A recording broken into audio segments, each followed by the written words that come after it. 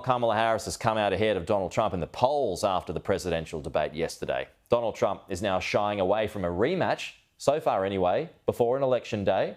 Our Washington correspondent Annalise Nielsen joins us live from Shrewsbury in Pennsylvania today. So Annalise, hello again. What's been the fallout from the debate?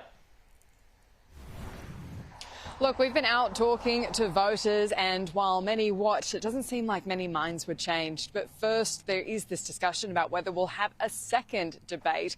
This is an unusual election year for so many reasons, but one of them is the fact that these debates are happening outside the normal commission that organises them. So last night might well be it. And if we're going by what Donald Trump's been saying, he doesn't appear too keen for a rematch. What we've seen is he's called into Fox News this morning after Fox News sent invites to both Kamala Harris's and Donald Trump's campaign teams to organise a debate. But he didn't give it any inclination that he was going to sign up for it just yet. Last night, Fox News sent letters to your campaign and her campaign offering 3 dates of debates moderated by Martha and Brett. One is October 9th in Arizona. Well, I wouldn't want to have Martha and Brett. I'd love to have somebody else other than Martha and Brett. I'd love to have, frankly, Sean or Jesse or Laura, somebody else. Let's give other people a shot. But look, here's a story. When two fighters fight and one loses, the first thing they do is ask for a debate, or they ask for a fight. So in this case, a debate.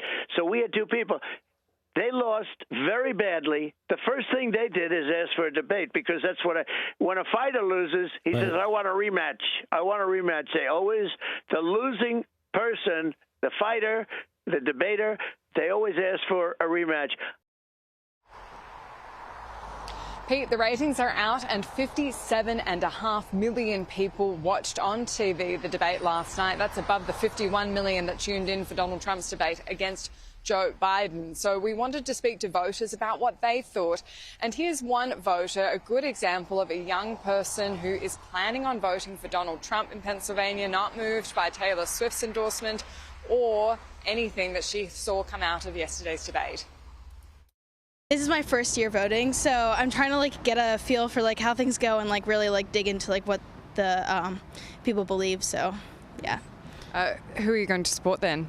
I'm supporting Donald Trump just because what he's doing aligns with my values, and so yeah, I appreciate that. I mean, no candidate is perfect, but he's definitely the one that I would pick. Pete, the polls are still tight here in Pennsylvania, and that's very much what we found when we've been out speaking to people over the last few days. But we did want to ask about that Taylor Swift endorsement. NPR here is now reporting that that link she posted to her profile has prompted 300,000 Americans to register to vote. That is absolutely a number that could change the outcome depending on where those people are from and what age demographic they registered in. But the voters we spoke to in Pennsylvania didn't seem all too moved either way. Either they were already voting for Kamala Harris and they enjoyed hearing that Taylor Swift was going to do the same, or it didn't move them much at all. How many times have you voted before? I've just turned 18, so it's going to be my first time voting. That's exciting. And what do you think of Taylor Swift endorsing Kamala Harris? I mean, I'm not much of a Swiftie, but that's awesome. Yes, it makes a huge difference. They're a huge community, and I think that she put out a really positive message, and that I think her community is going to receive that well. So. And does Taylor Swift endorsing Kamala Harris change your mind at all? No, I'm not a Swiftie. I don't. My sister's a big Swiftie, but no, it really doesn't. No. No, not really. No, it's just I'm not a Swiftie. My wife likes the music, but I can take it or leave it. Oh my word. I'm a Swiftie, I have to say, but yeah, it's funny how all the musicians are supporting her. It's just kind of I don't know, it's interesting, but yeah. I still love her though, gotta say that. So Pete, Kamala might have come out ahead in last night's debate, but this is still anybody's race yet. Sure is. Annalise Nielsen, thank you.